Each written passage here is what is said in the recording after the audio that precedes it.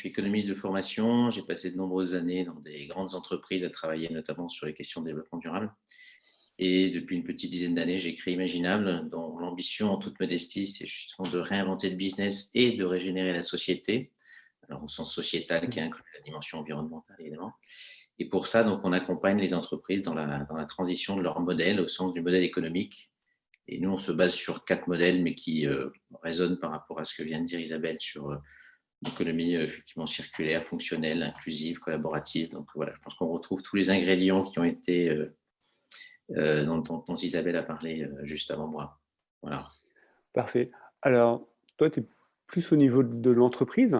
Quand tu accompagnes ces entreprises, ça se passe comment? Alors, c'est compliqué parce que je pense que, comme elle l'a aussi souligné, on est sur des choses disruptives. Donc, Forcément. c'est pas évident, surtout quand on parle de régénération. Nous, quand on a travaillé sur ce concept d'entreprise régénératrice, on savait très, très bien qu'on mettait la barre très haut et que globalement, ça allait faire peur aux entreprises. Déjà, on est dans l'entreprise contributive, c'est le stade d'avant. Mmh mh. Du mal à comprendre ce qu'il y a derrière et comment on fonctionne. Donc là, on dit, mais attendez, il y a encore un stade d'après qui est l'entreprise régénératrice. Oh là là, on se calme. Donc du coup, ce qu'on a fait, c'est qu'on a en même temps gardé l'ambition qu'on a, que je vais détailler au travers d'un exemple très concret, D'accord. mais en même temps d'être capable justement d'avoir une méthodologie qui est très pragmatique et qui commence par un petit bout des choses pour aller justement vers un élargissement à l'ensemble de l'entreprise. Mais l'idée, c'est déjà de faire un test sur un petit bout de l'entreprise, sur un projet qui a un potentiel de régénération, et de montrer, enfin, c'est que l'entreprise se montre à elle-même à quel point ça va lui apporter tout un tas d'éléments économiques, sociaux, sociétaux, environnementaux, du sens, des valeurs, voilà, qui vont faire que elle se sentira beaucoup mieux, si je puis dire, une fois qu'elle aura fait ce travail qu'avant, voilà, tout en restant profitable. C'est l'idée. Alors justement, tu parlais d'exemple. Est-ce que tu Oui. pourrais nous donner ton exemple? Alors, parce que le défi que je me suis donné quand même ce matin, comme on est dans des temps très moroses, c'est de vous parler d'amour. Donc, je vais vous raconter une histoire d'amour. Ça Euh, je suis toute fou. de régénération et de chaîne de valeur opérationnelle. C'est mon défi de la matinée en quelques minutes. Juste avant, je voulais juste vous donner un petit peu, nous, notre vision de ce modèle régénératif Je t'en prie, et fais comme chez toi. slash génératif. Mmh. C'est-à-dire que dans régénératif, il faut comprendre le côté réparer, régénération, OK. et ainsi de suite des sols et autres, mais aussi générer. C'est-à-dire que cette dynamique de la régénération, l'idée c'est que, OK, on va réparer nos bêtises d'avant, mais aussi l'idée c'est qu'on va générer de nouvelles activités en se concentrant sur la façon de maximiser la positivité de mon impact dans toutes mes actions. Je parle de l'entreprise, je me place OK. toujours. D'accord. Donc ça, c'est très important. Et concrètement, qu'est-ce qu'il faut faire? C'est 2 étapes. C'est un, arriver à être neutre dans un premier temps, c'est-à-dire je n'ai plus aucun impact sur mon environnement et sur la société d'un point de vue social. Et ensuite, je deviens régénératif, c'est-à-dire que je vais effectivement générer, créer de la valeur environnementale, économique, sociale, sociétale euh, euh, autour de moi, dans tout mon écosystème, vis-à-vis de toutes mes parties prenantes. Donc l'histoire que je vais vous raconter, c'est celle de l'amour d'un homme, en fait. Alors en plus, c'est bien parce que vous allez avoir la chance de l'écouter. Vous ne pourrez pas le toucher, mais vous allez pouvoir l'écouter à 14 heures. D'accord, C'est Thomas Hurier. Il a une parfait. marque qui s'appelle 1083, que je pense que vous connaissez tous. Et ce que je me suis amusé à faire, donc, c'est à faire l'exercice. Alors, il n'a sûrement pas pensé comme ça, mais en montrant comment il a en fait structuré toute sa démarche sur l'ensemble de sa chaîne de valeur dans une vision régénératrice. D'accord. Donc, très rapidement et en quelques minutes, je suis désolé, je vais être obligé d'être très synthétique. Si je reprends toute cette chaîne de valeur, on va commencer bien évidemment par le sourcing et l'approvisionnement en matière. Qu'est-ce qu'il a D'accord. fait en 1083? C'est que du coton bio, Goethe, certifié. Et pour la partie recyclée, l'idée, c'est d'utiliser du coton recyclé. Et d'ailleurs, à terme, c'est de ne plus utiliser que du coton recyclé, puisque comme on ne produit pas de coton en France et que lui tient à tout produire dans ce diamètre, ce périmètre de 1083 km, qui est à l'origine du nom de son entreprise, c'est d'être en boucle fermée par rapport à cette filière coton. Sur la partie polyester, il utilise du fil Sequal qui en fait vient de déchets marins qui va être réintroduit dans les différents jeans ou les vêtements maintenant qu'il produit, avec à terme ce qu'on a vu juste avant là, sur Fairbricks. On voit bien à quel point là aussi on peut être complètement régénérateur et voire carbone négatif, enfin, d'absorber en fait tous les produits vont être absorbeurs entre guillemets de carbone. Sur la conception, Il a travaillé notamment sur une gamme qui s'appelle Infini, donc qui est du jean justement 100% polyester qui utilise le fameux fil Sequal et qui D'accord. va justement permettre de travailler vraiment en boucle fermée avec un système de consigne dont on va assurer la récupération du jean en fin de vie. Et pour l'autre exemple sur cette conception, c'est l'utilisation des chutes qu'il fait avec les Hirondelles, qui est une autre entreprise d'Annecy, qui va donc confectionner ses propres vêtements avec les chutes, c'était les propres chutes produites par 1083. Si je passe maintenant au troisième stade, qui est la fabrication, il a créé toute une une unité de délavage au laser qui n'a plus aucun impact sur l'environnement. Donc là, on est bien sur cette neutralité. Et puis, il a généré tout un tas de programmes. Le projet L'Impossible, c'est une nouvelle unité de tissage de là en France. Le rachat de Valrupt, qui était son tisseur, qui est devenu Tissage de France, 40 emplois sauvés au passage. Et puis, la création d'une école du jeans. Sur la marketing et la distribution, il est en train de créer un projet qui s'appelle Cube 1083, qui est en fait la rénovation d'un symbole localement, c'est un roman que ça se passe, qui était l'usine Charles Jourdan de chaussures, pour en faire un bâtiment qui va être assez aussi révolutionnaire dans sa multifonctionnalité, puisque c'est à la fois un espace de production, de vente, il va aussi mettre en exergue d'autres marques made in France et là aussi régénératives, ou en tout cas positives. Et aussi, il accompagne le consommateur dans toute sa consommation raisonnée, la promotion du Made in France, l'écosystème de partenaires dont on a parlé aussi juste avant.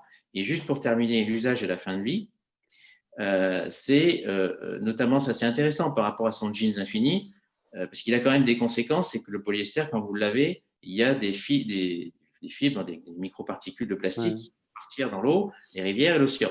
Donc l'idée, c'est à la fois de mettre par exemple un antibactérien qui va limiter les lavages, et puis de conseiller l'utilisation d'un sac qui s'appelle Goopy Friend qui permet de retenir ces particules.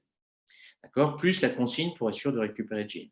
Donc voilà, en 3 minutes, comment on peut penser, alors même si encore une fois il n'a pas forcément vu comme ça, mais pour remettre en perspective et du coup voilà, aller structurer et approfondir tout ça, comment on peut, sur l'ensemble de sa chaîne de valeur, avoir cette posture d'entreprise régénératrice qui va à la fois essayer d'être neutre sur ses impacts et de générer de la valeur territoriale, sociale, sociétale, environnementale et économique, mais pas que. Ok, c'est extrêmement inspirant. Et imaginons, moi, je suis une entreprise, comment je fais pour appliquer ce qu'a fait Thomas, ce que toi, tu prônes? Parce qu'effectivement, j'imagine ça, c'est l'idéal. Et moi, je commence par quoi? C'est quoi la première étape que je dois faire? Alors, dans la méthodologie nous qu'on a élaborée, l'idée c'est justement de commencer à se dire c'est quoi justement les impacts sur ma chaîne de valeur. Hein. D'accord. Toujours pas dire c'est quoi mes impacts, c'est quoi les défis sociétaux et environnementaux qui sont liés à mon activité. Ça, c'est la première étape. De quoi on parle, c'est quoi la big picture de tous ces enjeux. Une fois qu'on a ça, on voit c'est quoi la priorité sur laquelle il va falloir qu'on se focalise. Alors, si en plus on a la chance d'avoir un bilan carbone, des ACV, des choses comme ça, on va être d'autant plus pertinent. Et si ce n'est pas le cas, c'est aussi peut-être une étape préalable. Ça, c'est pas mal. Et en parallèle de ça, on va justement regarder très concrètement dans les projets des entreprises, quels sont ceux existants, hein, quels sont ceux qui ont déjà des meilleurs potentiels de régénération. Parce que moi, je dis toujours, c'est pas un truc de 0 à 1. Hein. On va pas tout casser pour refaire. On va utiliser ce qui est déjà là pour le faire évoluer et le faire redevenir régénérateur.